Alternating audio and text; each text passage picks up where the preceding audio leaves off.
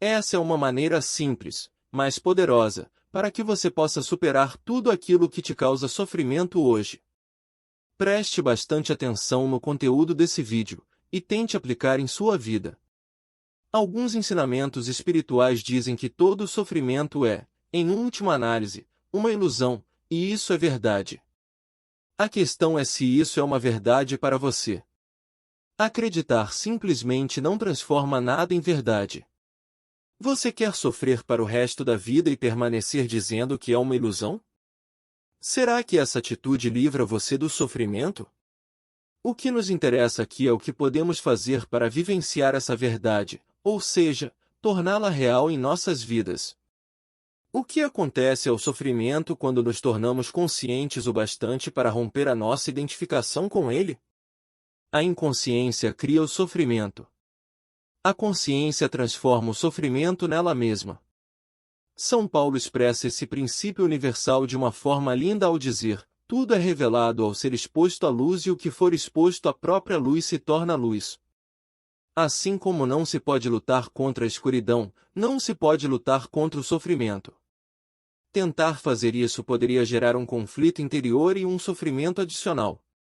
Observar o sofrimento já é o bastante. Observá-lo implica aceitá-lo como parte do que existe naquele momento. O sofrimento consiste na energia vital aprisionada que se desprendeu do campo energético total e se fez temporariamente autônoma, através de um processo artificial de identificação com a mente.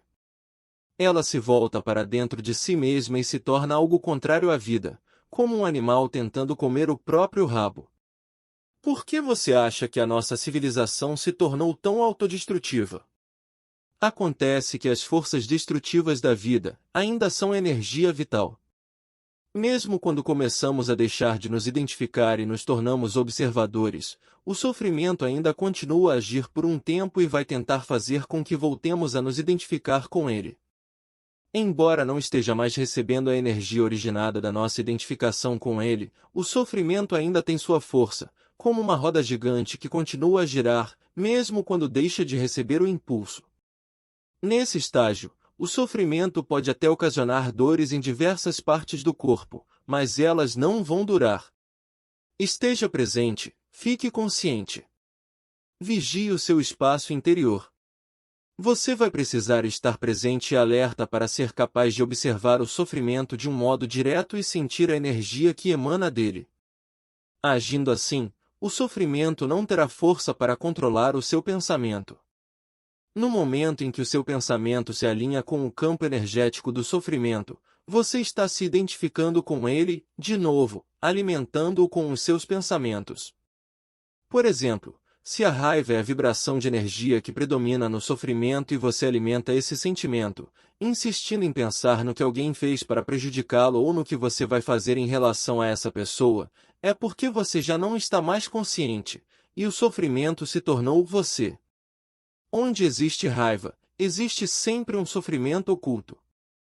Quando você começa a entrar em um padrão mental negativo e a pensar como a sua vida é horrorosa, isso quer dizer que o pensamento se alinhou com o sofrimento e que você passou a estar inconsciente e vulnerável a um ataque do sofrimento.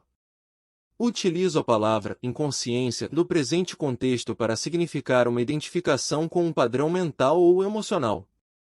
Isso implica uma ausência completa do observador. Manter-se em um estado de alerta consciente destrói a ligação entre o sofrimento e o mecanismo do pensamento, e aciona o processo de transformação. E como se o sofrimento se tornasse o combustível para a chamada da consciência, resultando em um brilho de mais intensidade.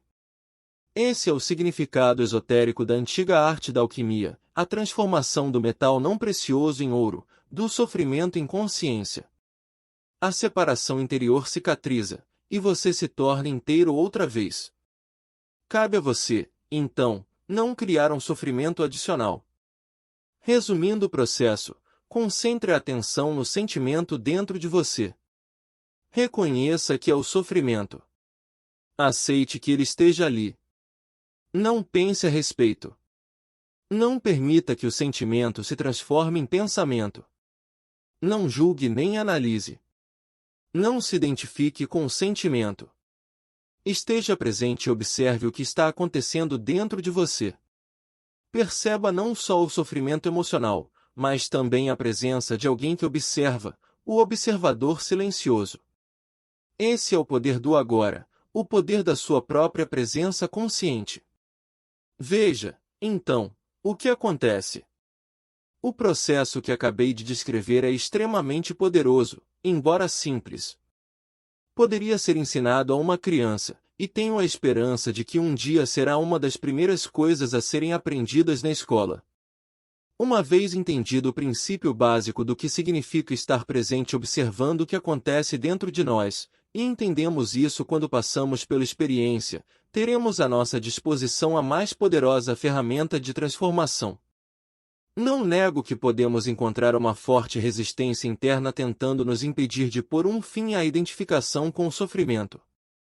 Isso acontecerá particularmente se tivermos vivido intimamente identificados com o sofrimento emocional durante a maior parte da vida e se tivermos investido nele uma grande parte ou mesmo todo o nosso sentido de eu interior. Isso significa que construímos um eu interior infeliz por conta do nosso sofrimento e acreditamos que somos essa ficção fabricada pela mente. Nesse caso, nosso medo inconsciente de perder a identidade vai criar uma forte resistência a qualquer forma de não identificação. Em outras palavras, você preferiria viver com o sofrimento, ser o sofrimento, a saltar para o desconhecido, correndo o risco de perder o seu infeliz, mas familiar eu interior. Se esse é o seu caso, observe a resistência dentro de você. Observe o seu apego ao sofrimento. Esteja muito alerta. Observe como é estranho ter prazer em ser infeliz. Observe a compulsão de falar ou pensar a esse respeito. A resistência deixará de existir se você torná-la consciente. Poderá então dar atenção ao sofrimento, estar presente como testemunha e iniciar a transformação. Só você pode fazer isso. Ninguém pode fazer por você. Mas, caso tenha bastante sorte para encontrar alguém intensamente consciente, se puder estar com essa pessoa e juntar-se a ela no estado de presença, isso poderá ser de grande utilidade, acelerando o processo. Se isso acontecer, a sua própria luz logo brilhará mais forte. Quando colocamos um pedaço de lenha que tenha começado a queimar há pouco tempo perto de outro que está queimando vigorosamente, depois, separamos os dois novamente, o primeiro tronco passará a queimar com uma intensidade muito maior. Afinal de contas, é o mesmo fogo. Ser um fogo dessa natureza é uma das funções de um mestre espiritual. Alguns terapeutas estão aptos a preencher essa função, desde que tenham alcançado um ponto além do nível de consciência e sejam capazes de criar e sustentar um estado de presença intensa